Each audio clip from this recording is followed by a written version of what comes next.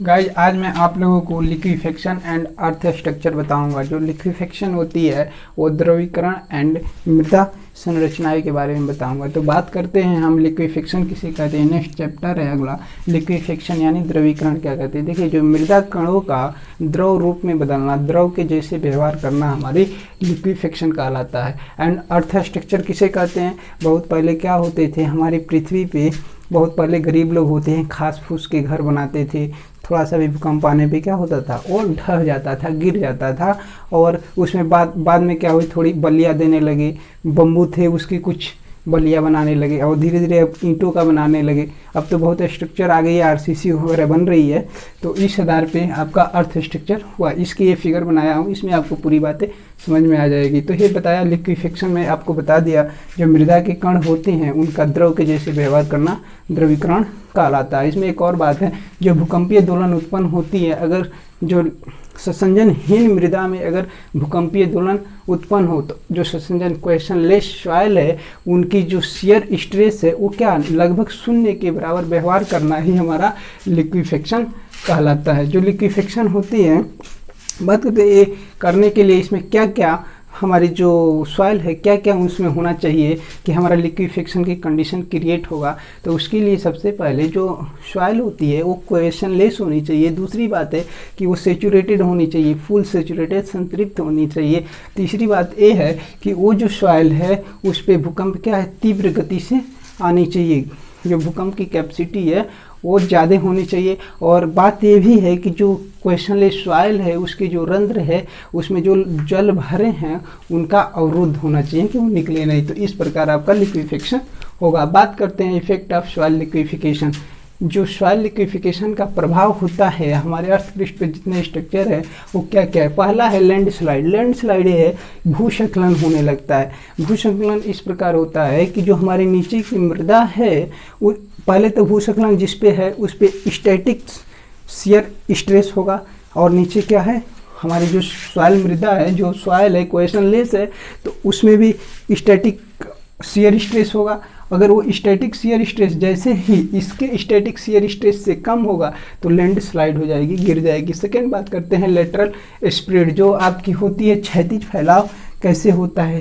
क्षैतिज फैलाव भी कुछ आपके वैसे ही होते हैं कि जो नीचे की आपकी सॉइल हैं वो सॉइल क्वेश्चनलेस है और उसमें क्या है फोर्स आपस में अट्रैक्ट करके लगे हुए हैं, यानी शियर स्ट्रेस उसमें लग रही है।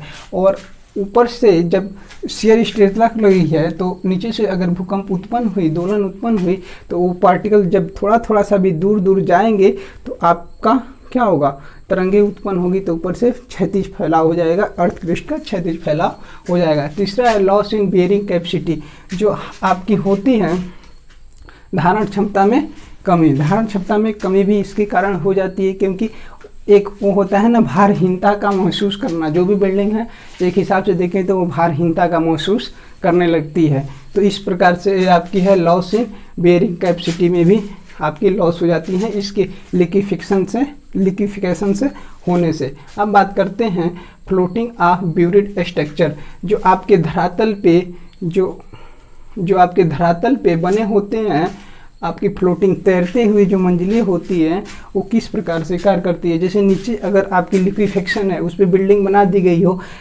तो पाइल ऑयल दे करके, तो वो भी कुछ अगर पाइल दी गई है तो ठीक है, नहीं दी गई है मृदा भराव करके बनाई गई है तो फिर वही बातें होती है कि उसके जो कण होते हैं उनके शियर स्ट्रेस आपस की होती है वो कम होती जाती है और अचानक बिल्डिंग नीचे क्या होती है धंस जाती हैं, यानी गिर जाती है, फ्लोट करने लगती है। एक है tilting and sinking of structure, जो आपकी इमारत है उनका झुकना या डूबना।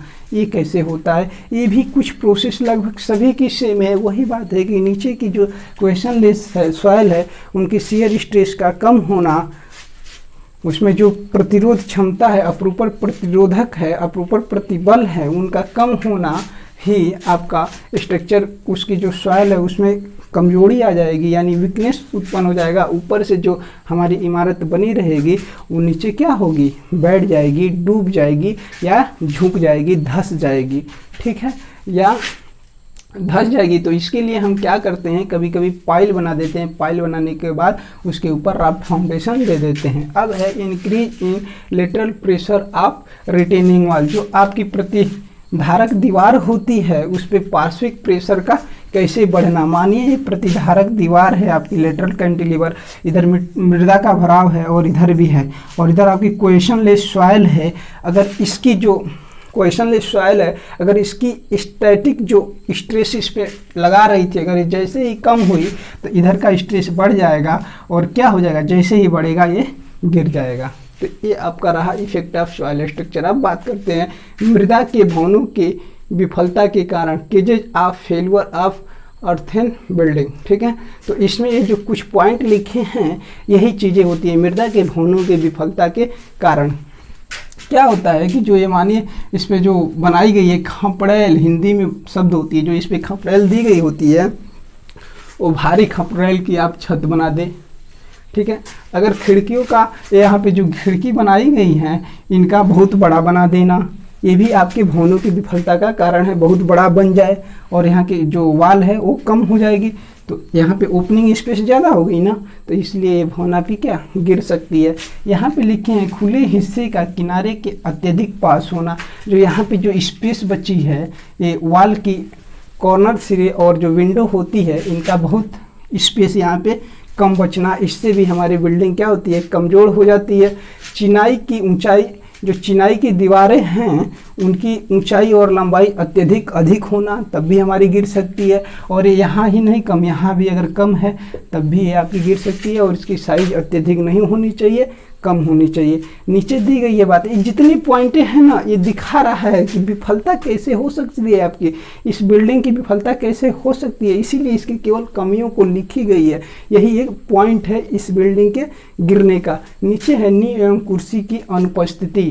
ठीक है, जो फाउंडेशन एंड प्लिंथ होती है उनकी अनुपस्थिति, एब्सेंसी के कारण भी आपकी ये बिल्डिंग गिर सकती है। यहाँ पे जो किनारे कॉर्नर होते हैं वहाँ पे किनारों का त्रुटिपूर्ण जोड़ लगा दिया जाए, तब भी यहाँ पे जो होती है इसकी जो अच्छे राजमिस्त्री होते हैं वो हिसाब से इसके जोड़ लगाते हैं, तो ये भी त्रुटिपूर्ण नहीं होना चाहिए। आगे दे रहा है बिना गारे का ऊर्ध्वाधर जोड़ लगा दे, जो जोड़ है बिना गारे का ही लगा दे। अगर ये मिट्टी की बन रही है बिल्डिंग, सॉइल की बना रहे हैं आप लोग, तो बिना गारे का ही बना दे, तब भी ये गिर सकती है।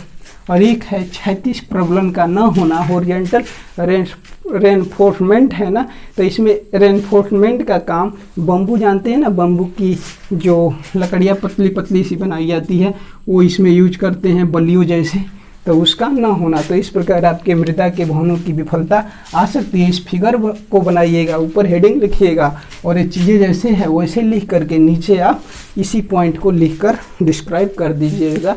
देखने के लिए धन्यवाद।